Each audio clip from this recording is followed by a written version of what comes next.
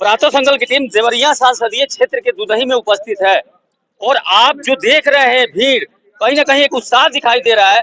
यह उत्साह इसलिए है कि भाजपा के प्रत्याशी शशांक मणि त्रिपाठी लगातार अपनी जनसंपर्क कर रहे हैं और राम मंदिर भी बन चुका है।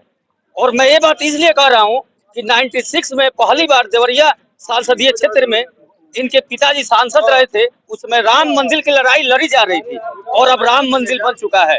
तो तमाम चीजें हैं। बहुत बहुत स्वागत है सर आपका।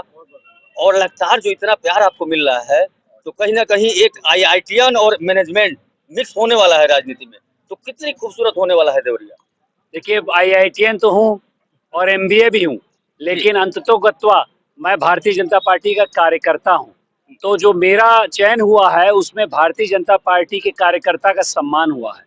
एक माटी का लाल हूँ मैं, धोती पहन के पिछले कई सालों से अपने क्षेत्र का भ्रमण कर रहा हूँ, इसका सम्मान है।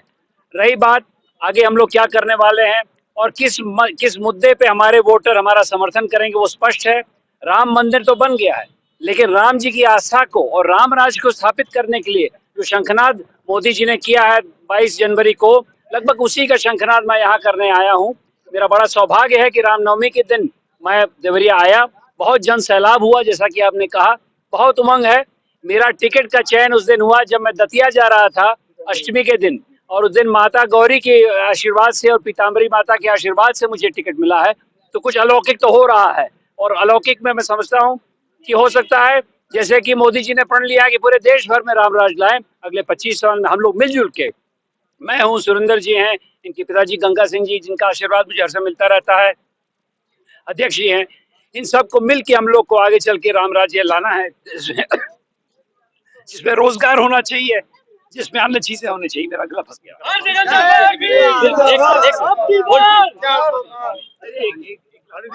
पानी पानी दे दीजिए। यह जो है, यहाँ पे किसान ज्यादा रहते हैं देवरिया क्षेत्र में, तो जब शशांक मणि जी वहाँ देश के सबसे बड़े महापंचायत में जाएंगे तो किसानों को क्या फायदा मिलता दिखेगा। मेरे संसदीय क्षेत्र में, देवरिया संसदीय क्षेत्र में लगभग 60% किसान बाहुल्य है। इसका मतलब ये है कि जब तक किसान आगे नहीं बढ़ेगा तब तक क्षेत्र आगे नहीं बढ़ेगा। और यदि आप दुधही क्षेत्र में देखिए, फाजिल नगर देखिए, तो मैं समझता हूँ 70% किसानी है।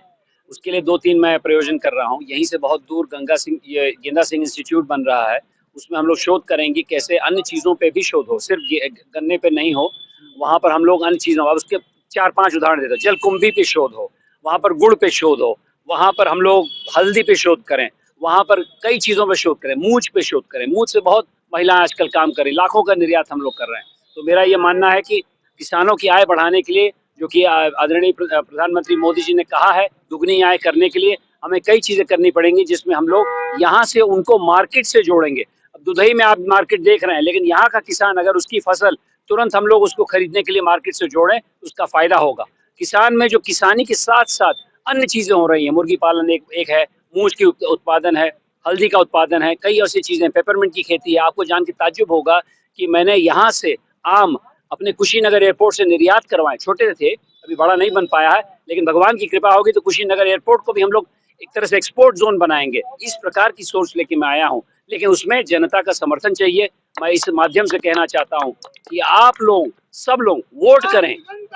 वोट करेंगे तो मुझे शक्ति मिलेगी, मुझे शक्ति मिलेगी तो आप लोगों को वह शक्ति आपके चरणों में समर्पित करूंगा अगले 5 साल के लिए। लेकिन उस शक्ति के लिए आप लोगों को 1 जून को निकलना पड़ेगा घर से और वोट देना पड़ेगा मोदी जी को, योगी जी को, मुझको, ताकि कमल का फूल यहाँ खिलाए और राम राज की अवधारणा हम लोग यहाँ पर लेके आए। अक्सर सर चुनाव तो अभी आया है, लेकिन जनसंपर्क आपका पहले से भी होता आया है। जब भी आप नारायणी नदी के इधर आते हैं, नारायणी का क्षेत्र है, और आपसे पहले भी हमने इंटरव्यू लिया था तो आपने कहा था कि नारायणी कुछ जगहों पर किसानों के लिए अभिशाप भी बनी हो, तो उनके लिए क्या व्यवस्था होगी।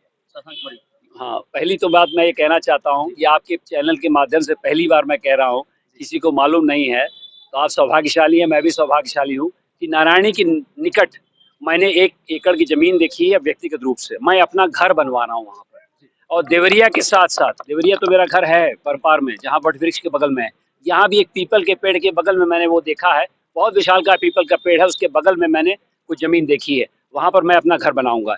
नारायणी से अथाह प्रेम है। नारायणी, कुछ लोग बोलते थे कि भाई कटान होता है, लेकिन नारायणी को अगर हम लोग संचालित करें तो वहाँ से यहाँ का सामग्री दक्षिण जा सकता है। दो रोचक बात बताऊं, मैंने 2 यात्राएं करी, अटल नारायणी यात्रा, अटल जी की मूर्ति पे अभी माल्यार्पण हम लोग करके आ रहे हैं। अटल नारायणी यात्रा यहाँ से 50 किलोग्राम हल्दी अपने पिपरा घाट से लेके गई थी पटना, और अभी करीब 6 महीने पहले मैंने एक और दीनदयाल यात्रा करी, जो नेपाल में है, चितवन नेशनल पार्क, वहां से हम लोग लेके आए नाव, वो पिपरा घाट तक आई। तो अगर नेपाल से हम लोग यहाँ पर लाते हैं और यहाँ पर ले आते हैं, और यहाँ से ये आदरणीय विधायक जी के यहाँ जो पावानगर की धरती है वहां से बुद्ध भगवान तक जाते हैं, टूरिज्म बढ़ता है, ये सब चीजें बढ़ती है, तो नारायणी के बहुत बहुत प्रयोग हो सकते हैं, निर्यात का प्रयोग हो सकता है, आगमन का प्रयोग हो सकता है। वहां पर हम लोग एक सेंचुरी बना सकते हैं, लोगों को बलून से ऊपर ले जाकर दिखा सकते हैं। लेकिन इसके लिए दोस्तों फिर मैं कहता हूँ, जन समर्थन की आवश्यकता है।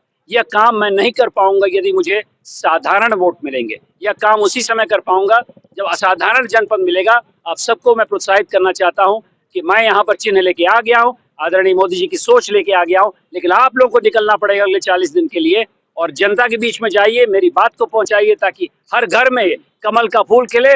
और मैं अध्यक्ष जी और सुरेंद्र जी के साथ मिलके फाजिल नगर में, दुदही में कमल का फूल ऐसा खिले तो ये सब उपलब्धियां आपको आए। Thank you sir, thank you sir. Ram भक्तों का साथ और आप लोगों का साथ, ये चुनौती कितनी आसान होने वाली है? ये चुनौती कितनी आसान होने वाली?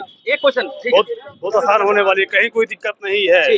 जो 400 पार का आंकड़ा है पूरा होने वाला है। निश्चित 400 पार का आंकड़ा तभी पूरा होगा जब यूपी में 80 की 80 सीटें बीजेपी के झोली में जाएगी। और लगातार जब देश के प्रधानमंत्री वार्ता करते हैं 400 पार की, तो कहीं ना कहीं यूपी की जिक्र करते हैं। और एक कहावत भी कही जाती है कि जो दिल्ली जाने वाली गाड़ी होती है वो लखनऊ से होकर ही जाती है, और लखनऊ आपको याद है यूपी की राजधानी है। बने रहिए हमारे साथ, देखते रहिए प्रातः संकलन न्यूज। साथी पत्रकार मनीष तिवारी के साथ विकास तिवारी, देवरिया।